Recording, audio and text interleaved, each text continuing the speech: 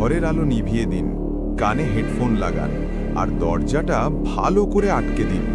আপনি প্রবেশ করছেন এক অজানা আর ভয়ঙ্কর জগতে। স্বাগতম। ইলিয়াস থর্ন যে বাড়িতে থাকতেন, প্রযুক্তিগতভাবে সেটিকে এখনও শ্বাস নিচ্ছে বলে মনে হতো।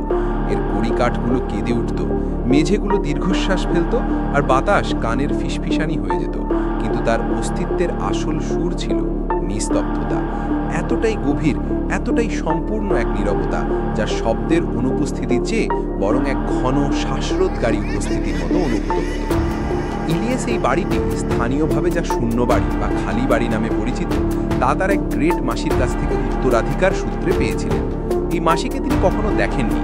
কিংবদন্তি ছিল তার জীবনের শেষ দশকগুলি তিনি ঘরের দেয়ালের সাথে কথা বলে কাটিয়েছিলেন। একজন লোকপুরাণের ইতিহাসবিদ হিসেবে ইলিয়াস এতে পাগলামি দেখেননি, বরং দেখেছিলেন এক আকর্ষণীয় বিষয়। তার একমাত্র লক্ষ্য ছিল প্রমাণ করা যে এই বাড়ির কুখ্যাতি নিছক স্থানীয় বিচ্ছিন্নতা থেকে আসা হিস্টেরিয়া ছাড়া আর কিছুই নয়। প্রথম সপ্তাহটি তিনি দস্তাবেজ তৈরির কাজে ব্যয় করেন। গুজব রটা ফিসফিসানি ধরার জন্য তিনি প্রতিটি ঘরে সংবেদনশীল মাইক্রোফোন স্থাপন করেন। মাইক্রোফোনগুলি কেবল তাদের নিজস্ব যান্ত্রিক ক্লিক আর দূরের বৈদ্যুতিক তারের শব্দ ছাড়া কিছুই রেকর্ড করেনি। তবু সেই অনুভূতিটা রয়ে গেল। প্রথমে তা সূক্ষ্ম ছিল, যেমন কেউ তার কাঁধ ছুঁয়ে সরে গেলে যে উষ্ণতা রেসিডুয়াল ওয়ার্মথ থেকে যায়। এক রাতে শব্দহীন লগগুলি পর্যালোচনা করার সময় তিনি একটি অস্বাভাবিকতা পেলেন। 1920-র দশক থেকে সিল করা উপরের তলার একটি নার্সারি থেকে আসা রেকর্ডিংয়ে ডেসিবেল মিটারে একটি একক তীক্ষ্ণ স্পাইক ছিল, যা 1 মিলিসেকেন্ডের কম স্থায়ী। যখন তিনি শব্দটি বিবর্ধিত বা অ্যাম্প্লিফাই করলেন, তখন তা ছিল অস্পষ্ট, একটি শব্দ, একটি নিঃশ্বাস, অথবা জন্ম নেওয়ার আগেই গিলে ফেলা একটি শব্দ। পরের দিন ইলিয়াস নার্সারিতে ঢুকলেন। ঘরটি সাদা চাদরে ঢাকা, বাতাস ঘন এবং শীতল। ধুলোমাখা একটি দোলনা ঘোড়ার নিচে তিনি একটি ছোট পুরনো মিউজিক বক্সের ক্ষীণ অবয়ব দেখতে পেলেন।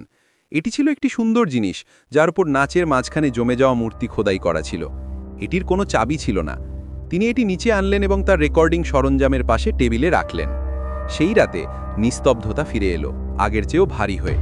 ইলিয়াস বিছানায় শুয়ে রইলেন, ঘুমাতে পারছিলেন না। নিশ্চিত ছিলেন যে তিনি 3টি সিলিংয়ের স্তর ভেদ করে নিজের হৃদস্পন্দন শুনতে পাচ্ছেন। ভোর 3:07 মিউজিক বক্সটি বেজে উঠল। এটি মিষ্টি, ঝনঝনে সুর ছিল না, এটি ছিল ধীর, বেসুরো এবং অত্যন্ত কর্কশ এক ঘুমপাড়ানি গান।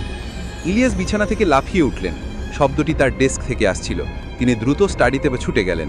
মিউজিক বক্সটি খোলা, এটি বাজছিল, কিন্তু ছোট ঘূর্ণায়মান নর্তকীরা পুরোপুরি স্থির। তারা অবস্থানে লক করা ছিল, তবুও শব্দ বক্স থেকেই গর্জন করে বের হচ্ছিল। তিনি ঢাকনাটি ঠাস করে বন্ধ করে দিলেন। গান সঙ্গে সঙ্গে থেমে গেল। কাঁপতে হাতে ইলিয়াস রেকর্ডিং সরঞ্জামের দিকে ফিরলেন। স্টাডির মহিকটি পুরো ঘটনাটি ধারণ করেছে। তিনি রিওয়াইন্ড করে আবার চালালেন। ঘুমপাড়ানি গানের শব্দ পারফেক্ট ছিল, কিন্তু এর নিচে আরও কাছাকাছি, আরও তাৎক্ষণিক অন্য কিছুর শব্দ ছিল। ভারী এবং ধীর কিছু একটা কাঠের মেঝের উপর দিয়ে টেনে নিয়ে যাওয়া হচ্ছিল। তারই কাঠের মেঝে। তিনি নিচে দেখুন, গত রাতের মতো একটি পারফেক্ট অর্ধচন্দ্রাকার আঁচড়, তাজা এবং ফাটা, মিউজিক বক্স থেকে দরজার দিকে চলে গেছে।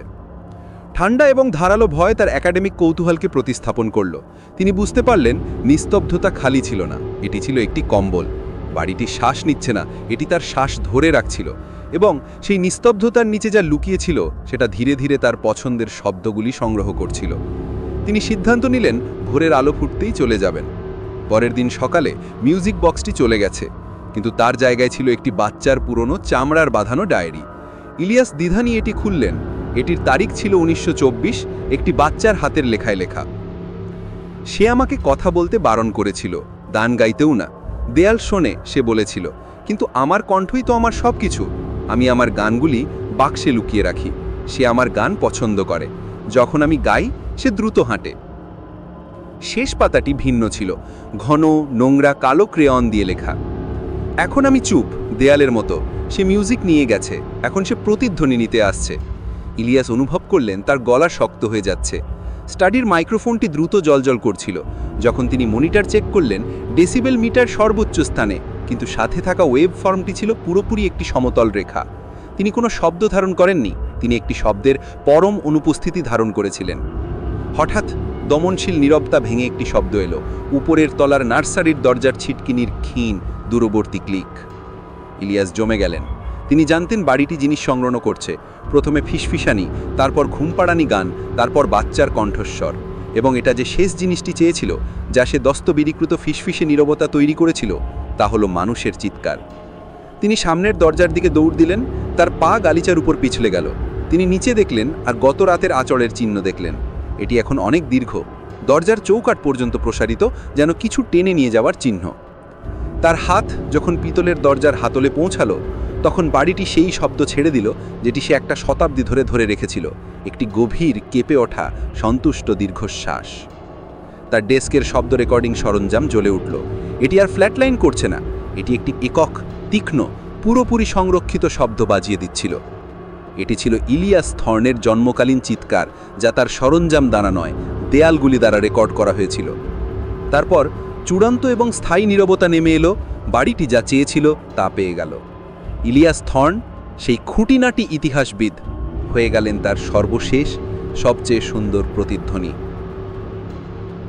গল্পটা এখানেই শেষ, কিন্তু ভয়টা থেকে যাবে। যদি এই ভয়ঙ্কর যাত্রার সঙ্গী হতে চান, তবে সাবস্ক্রাইব বাটনটি চেপে দিন। আর মনে রাখবেন, আজ রাতে খাটের নিচে উকি দেবেন না।